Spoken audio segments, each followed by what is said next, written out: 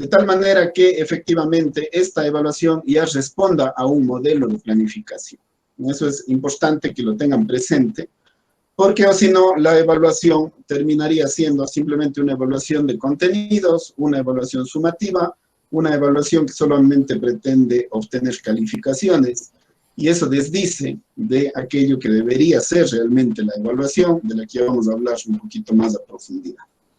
Entonces, para poder hacer una planificación, una adaptación curricular, en el área personal de ustedes, de la Universidad de Cuenca, en el e-virtual, en la plataforma Moodle, cuando ustedes ingresan a esta plataforma, aquí en este sitio, en evirtual.cuenca.edu.es, ustedes se van a encontrar con los cursos que están llevando a cabo, realizando durante este ciclo.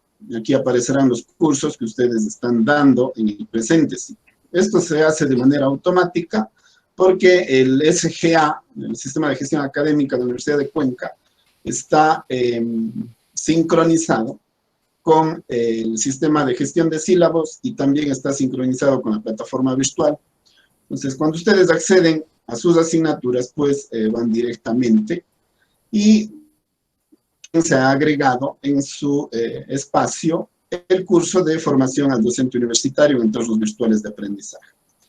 Cuando hacen clic allí, es donde ingresan ya a este espacio de formación, en el que se hace un recorrido, primero por la adaptación curricular de la asignatura a una planificación por en un modelo por resultados de aprendizaje.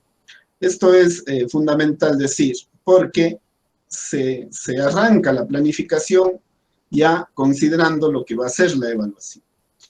¿Por qué? Porque nosotros ya planificamos por resultados de aprendizaje y a partir de los objetivos y los objetivos específicos, nosotros tenemos que plantear resultados e indicadores de evaluación. Los indicadores de evaluación es la relación que existe entre la planificación y la evaluación. ¿Por qué? Porque los chicos saben que pueden conseguir el resultado de aprendizaje que ha planificado el profesor mediante esos indicadores de evaluación. Y esos son los indicadores de evaluación que nos van a servir para fabricar los instrumentos, para hacer los instrumentos, que es justamente el motivo de este taller. Entonces, como les decía, cuando uno hace ya la adaptación curricular para estos entornos en línea, y también trabaja por resultados de aprendizaje, es muy fácil ya al final elaborar efectivamente estos instrumentos. Luego se hace ya una evaluación, ¿no? Una evaluación en la que el profesor, digamos, puede armar instrumentos de evaluación para ver si es que existe una relación entre esa autovaloración que hace el estudiante y lo que ellos efectivamente son capaces de demostrar mediante estas herramientas, ¿no? Entonces, aquí, por ejemplo, si ustedes se fijan, solamente les voy a mostrar el promedio. Los profesores que están tomando el curso aproximadamente se valoran entre 8 y 10. Pero, si ustedes se fijan, aquí tengo un promedio de 6. Eso quiere decir que un profesor se está tal vez valorando un poco más de aquello que termina demostrando que efectivamente sabe cuando rinde ya un examen profesionalmente. Ese margen, esa diferencia, yo aquí tengo una diferencia de aproximadamente 3 puntos, porque el promedio me da 9 sobre 10. Esa diferencia de 3 puntos, ¿no? Es aquello que, para lo que me sirve la evaluación. ¿Qué es lo que yo tengo a lo que tengo que propender? Es posible que no todos tengan 9, ¿no? Y tal vez están sobrevalorando, pero también es cierto que yo tengo que conseguir por lo menos un 60% con los estudiantes para que puedan efectivamente pasar el ciclo. Claro, depende de ellos. Pero ellos tienen que saber que tienen que conseguir por lo menos ese 60%. A medida que ustedes logren reducir, esa diferencia entre la que ellos se autovaloran y aquello que realmente pueden demostrarlo, quiere decir que el método, la metodología, su proceso de enseñanza-aprendizaje está funcionando. Entonces, eso también se convierte en un indicador, ¿no?, de los objetivos que está o no consiguiendo el curso, porque recuerden que nosotros no trabajamos para que el profesor pueda lograr el objetivo. No se trata de eso. De lo que se trata es de que los estudiantes puedan conseguir los resultados de aprendizaje para que los estudiantes lleguen al objetivo. Esa es la finalidad, ¿no? Esa es la diferencia entre un modelo por objetivos y un modelo por resultados de aprendizaje. Ese es el modelo de la Universidad de Cuenca, el que estamos adaptando. Es necesario sacarlo adelante, ¿no? Es necesario sacarlo adelante porque sí nos genera una diferencia en el enfoque que uno tiene de la asignatura y cómo la puede llevar a cabo. Entonces, eso es importante. Ahora veamos, así como les he explicado esta unidad, ¿no? Luego ustedes ya con calma le pueden ir viendo cómo está desarrollado el resto. Como ustedes se fijan, está hecho para que puedan hacer una planificación primero de su asignatura, que seguramente ya la tienen, pero eso les permite hacer una adaptación un poco más aproximada a un modelo por resultado. Después de eso, algo muy importante que se puede pasar por alto, acuérdense, esto de los entornos virtuales nos lleva a experiencias diferentes, a situaciones que pueden tener conflicto, a nuevos aprendizajes. Los que están aprendiendo esto, evidentemente no son solo los estudiantes, estamos aprendiendo todos. Ha sido una situación que no ha estado planificada, nos puede incluso rebasar, pero es importante capacitarse. Y una de las cosas que puede fallar, no solamente en la educación virtual, sino incluso en la educación presencial, es esto de la comunicación. Entonces hay que tener mucho cuidado cómo se maneja efectivamente la información dentro de estos entornos y cómo uno establece una interconexión efectiva con los estudiantes. Las interacciones aquí son absolutamente importantes. La forma en la que ustedes son capaces de llegar al estudiante y de interactuar con él. Si es que no consideramos esto y simplemente trasladamos la educación presencial a la educación en línea, tal como la hacíamos allá, intentar hacerlo acá a través del Zoom y mandando tareas para que los estudiantes puedan avanzar en contenidos, entonces en realidad no estamos haciendo mucho.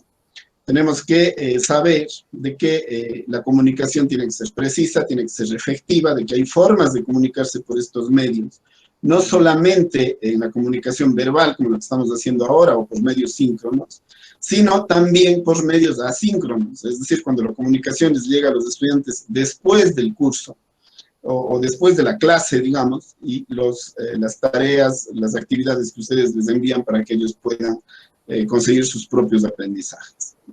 Cuando se trabaja en esto, entonces ya las planificaciones, como les decía, tienen que constituirse ya de una forma bastante efectiva.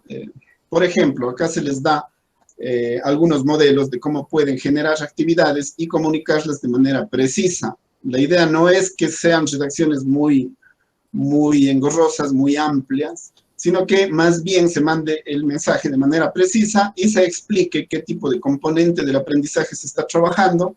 En este caso, yo les doy aquí algunos ejemplos para aprendizaje en contacto con el docente o la docencia que generalmente le decimos, para el aprendizaje autónomo, para el aprendizaje práctico y experimental, para los APES que llamamos ahora. Y además de eso, el profesor debe empezar a trabajar ya con estrategias, ¿no? Con estrategias, con metodologías que son acordes a la educación virtual. Como les digo, no se trata de pasar la clase presencial a la herramienta sincrónica, sino que debe haber una justa medida en la que el estudiante pueda efectivamente invertir su tiempo para que pueda conseguir esos indicadores de evaluación que luego el profesor va a evaluar. También hay que manejar adecuadamente los tiempos. Si es que el profesor estima que se va a demorar una hora en hacer la actividad, si es que él cree que en una hora él podría hacer esa actividad, pues entonces el estudiante va a necesitar 2 horas o el doble de tiempo, ¿no? Y aquí, fíjense lo que nos congrega, ¿no? ¿Qué tipo de evaluación se va a aplicar a esa actividad? El profesor no debería enviar actividades que no vayan a ser evaluadas. Eso no quiere decir que toda actividad que se envíe debe venir con una evaluación. sino que el estudiante va a saber que en algún momento, tarde o temprano, en una prueba, en un trabajo, en un deber, en un interciclo, un examen de fin de ciclo, de alguna manera, en algún momento, eso sí que va a ser evaluado. Entonces, hay que decirle al estudiante que la actividad no va a tener una evaluación en algún momento. En este caso específico, le estoy diciendo que se va a hacer una evaluación mediante cuestionarios. Ya les voy a mostrar en dónde estaría la evaluación para esta actividad, por ejemplo. Y así, el conjunto de actividades que se envíe tampoco debe ser más amplia o muy amplia, digámoslo así. No se trata de que el estudiante entre más trabajos hace, más aprende.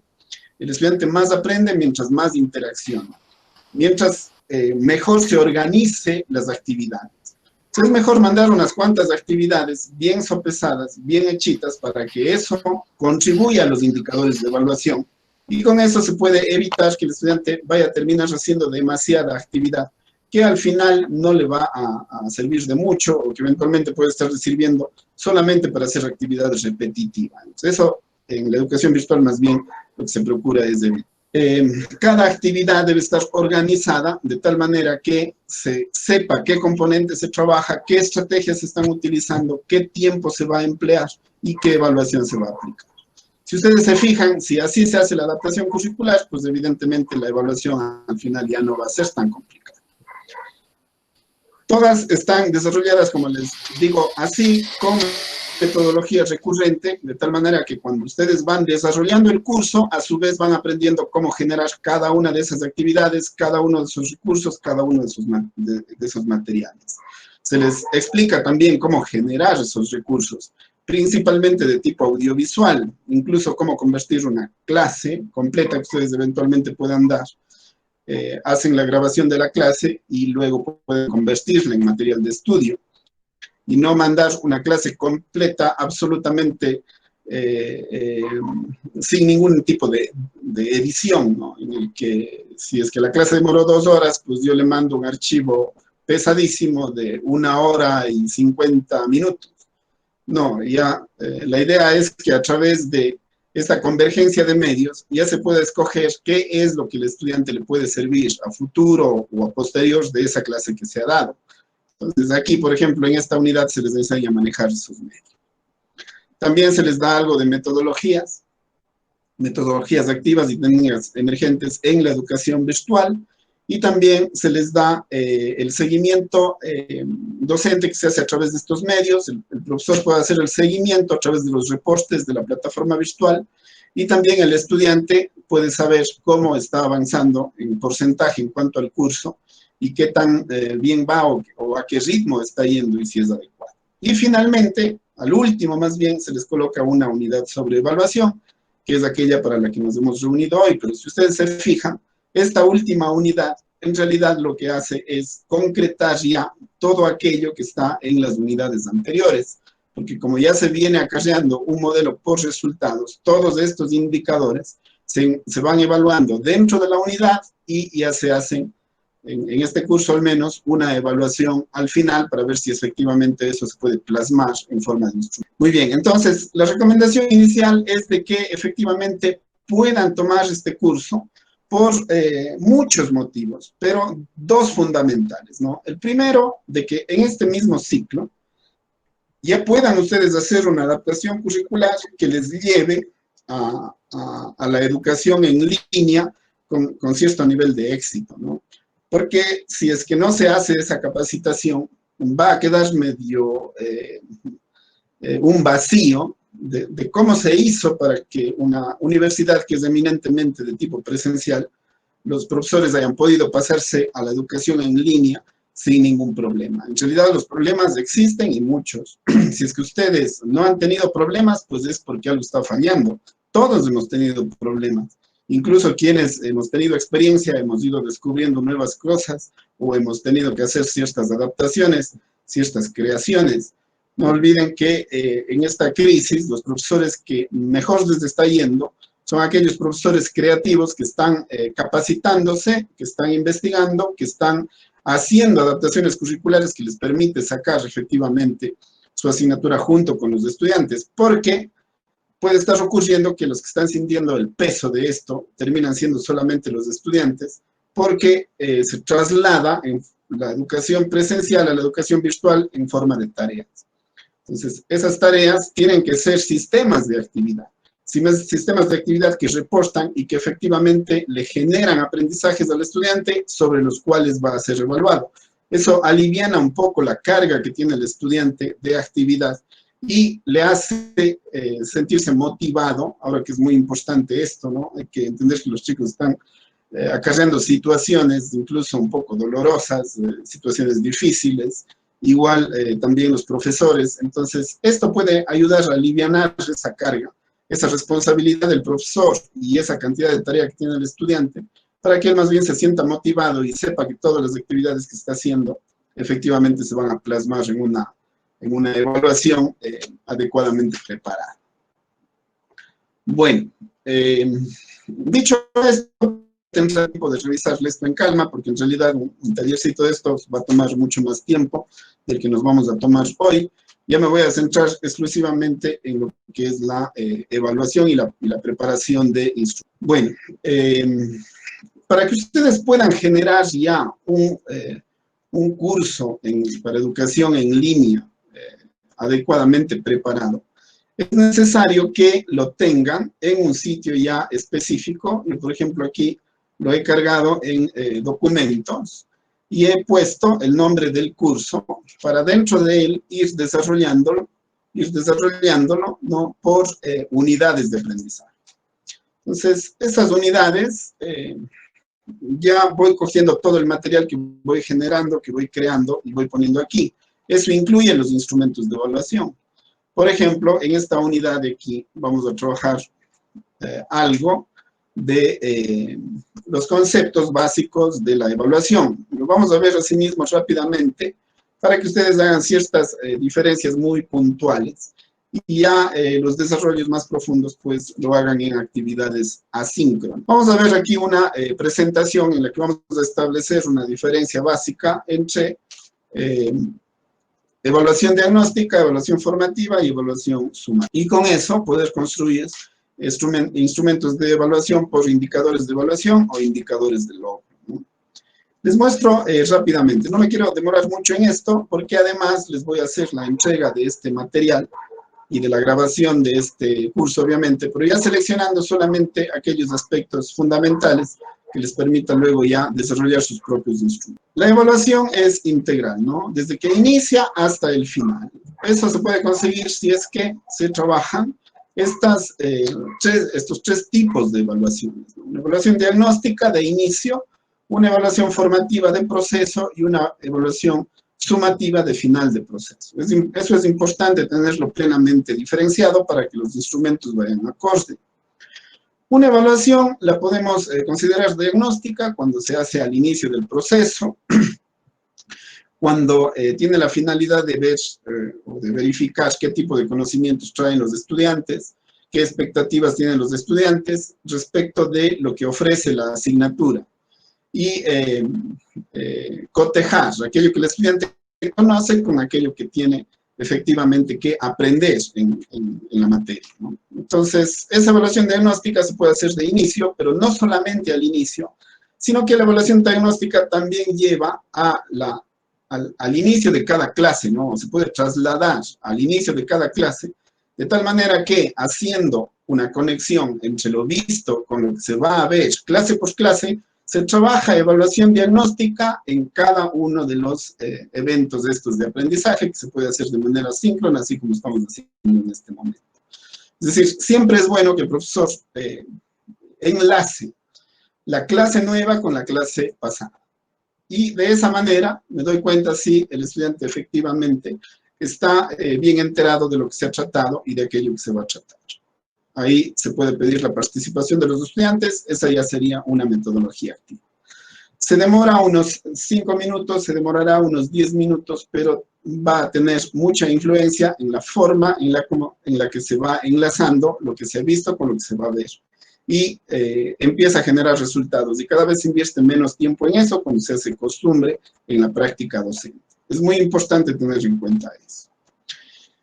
La evaluación formativa es de proceso, pero no se refiere solamente al proceso desde que inició el ciclo, digamos, ya desde la primera, segunda semana hasta la penúltima semana del ciclo. No se trata solamente de eso. La evaluación formativa es de cada clase, ¿no? Una vez que termina la evaluación diagnóstica de introducción de una clase, inmediatamente viene la evaluación formativa si es que se está utilizando metodología activa. Metodología de discusión, ¿no? Se puede trabajar también esta metodología que estamos tratando, ¿no? Una metodología por resultados de aprendizaje, es decir, yo veo o constato durante la clase o al llegar al final de la clase, si es que efectivamente los estudiantes han aprovechado aquello de lo que se ha mencionado en clase o el tema tratado, ¿no? Ustedes saben que todo el momento, en realidad, o todo el tiempo más bien los profesores estamos evaluando. No sabemos qué estudiante nos sigue, qué estudiante no viene, qué estudiante se distrae. Eso es algo que en la educación presencial nos es bastante sencillo porque estamos acostumbrados a tener el control de las cosas. Pero resulta que ahora ya no lo tenemos. Hemos perdido ese control. ¿Qué es lo que pasa? Que los estudiantes simplemente con cerrar su pantalla, ¿no? Están con apagar su micrófono, pueden estar o capaz que pueden ni siquiera estar. O sea, un estudiante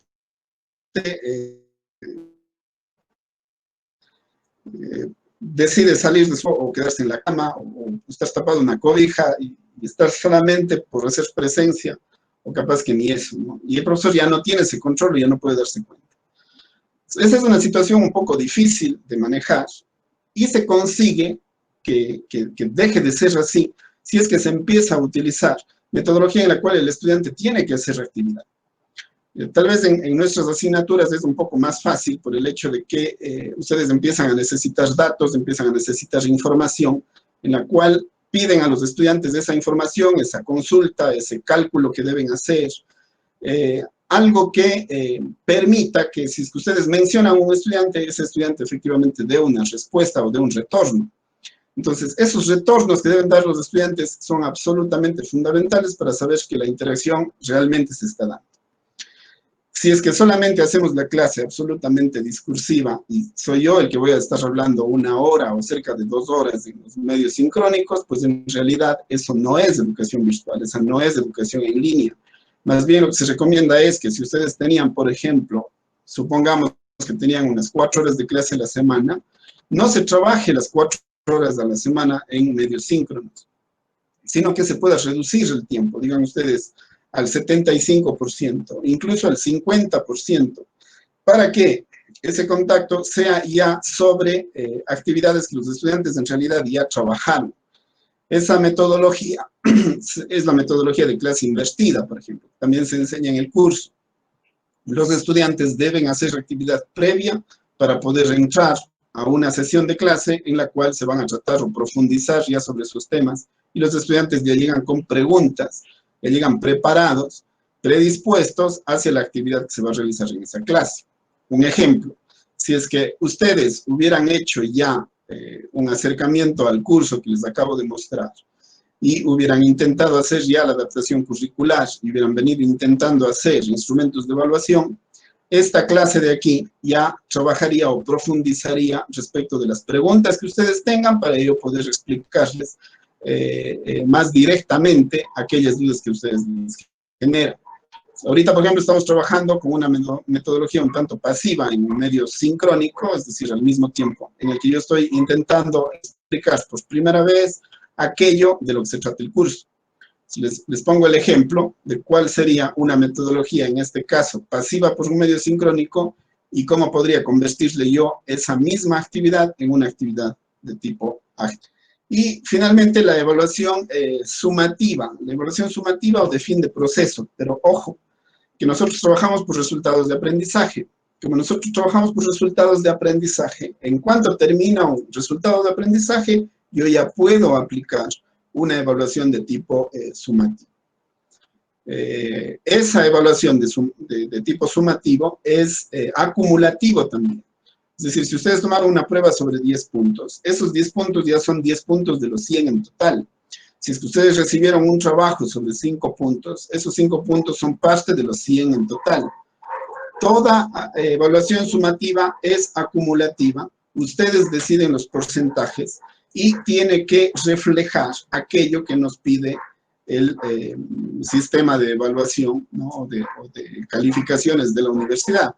Porque tenemos un aprovechamiento sobre 25, un examen interciclo sobre 20, un aprovechamiento 2 sobre 25 y un examen de fin de ciclo de 30. Cuando hablamos de evaluación sumativa nos estamos refiriendo a esa evaluación que nos va a dejar calificaciones que luego pueden ser consideradas ya parte del global. Ahora, no quiere decir que solamente eso debe aportar a lo que aprende el estudiante. Allí es donde entra la evaluación formativa. Es más, la evaluación formativa, ¿no?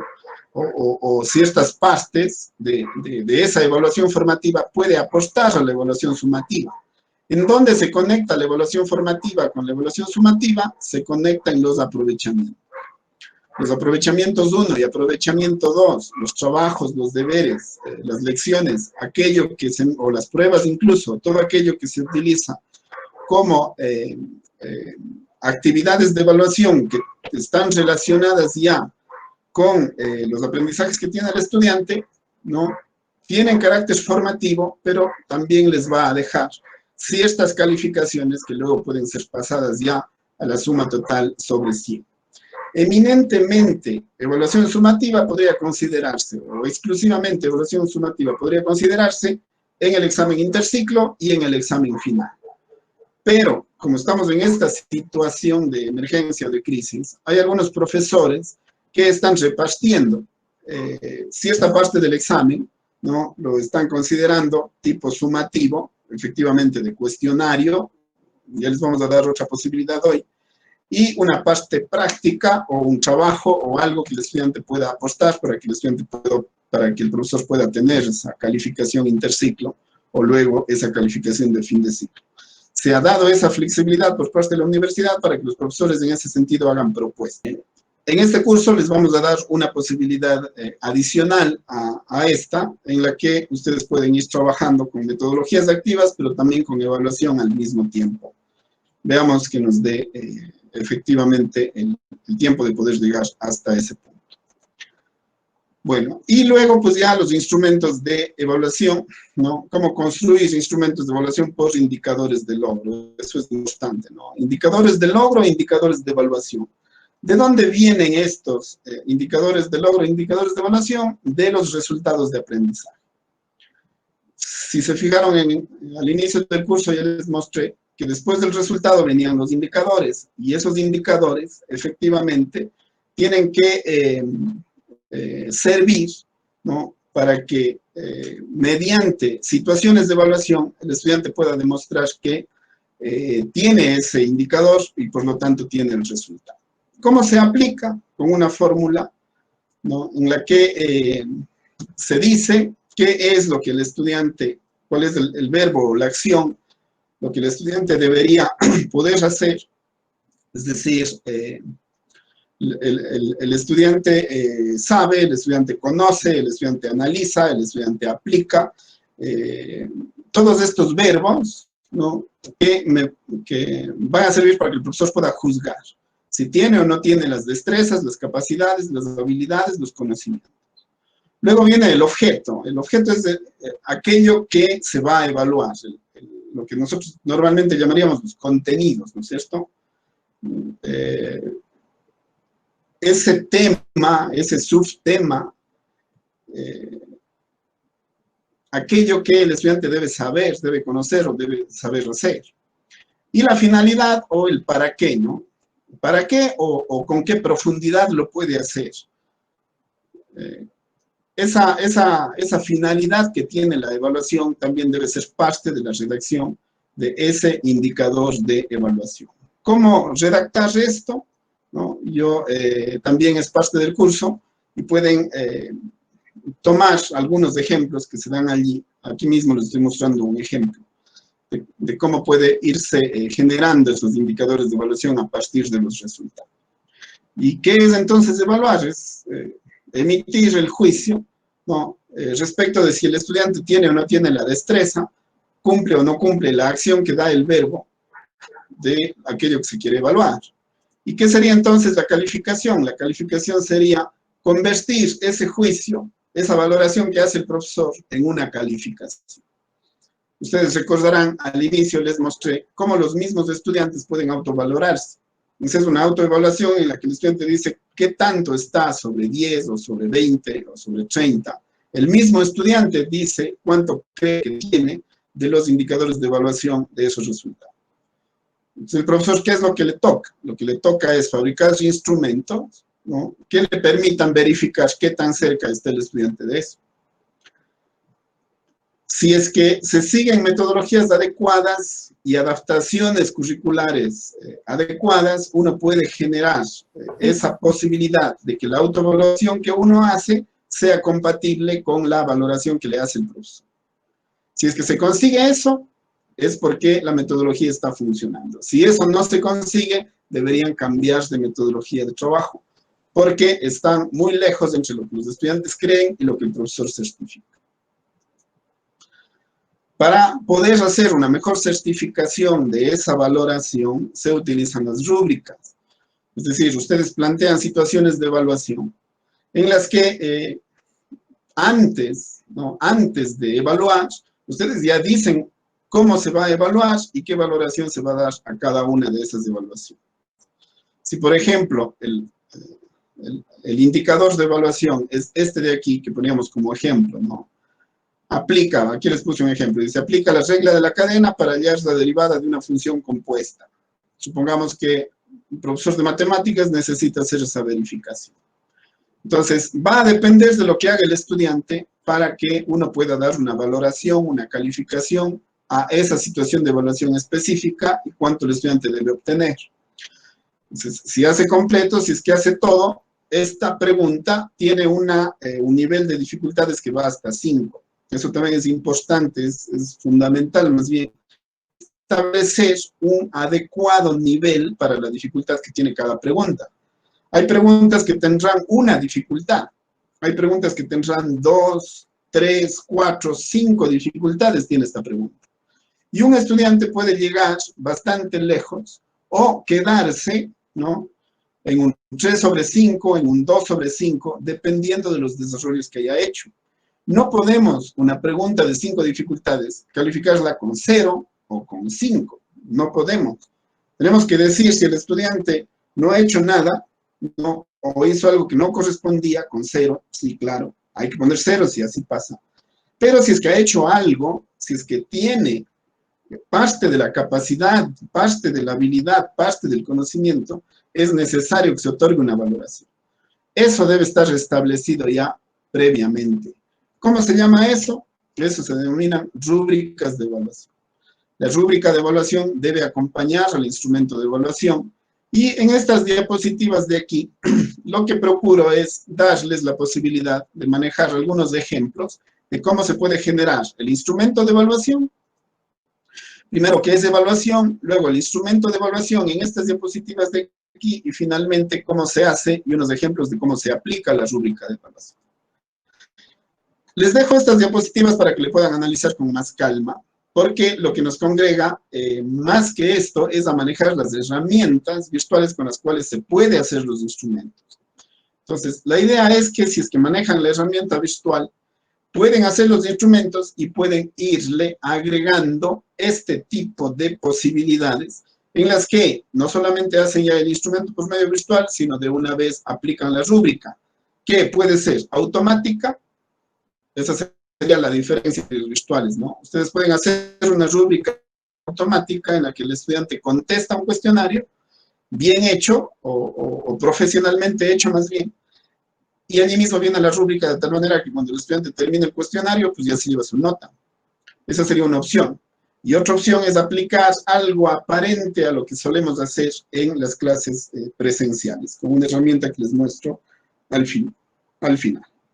Bueno, entonces, sobre lo de evaluación, les dejo este material para que le puedan revisar, pero esto es compatible con el curso. De hecho, estas diapositivas también son parte del curso.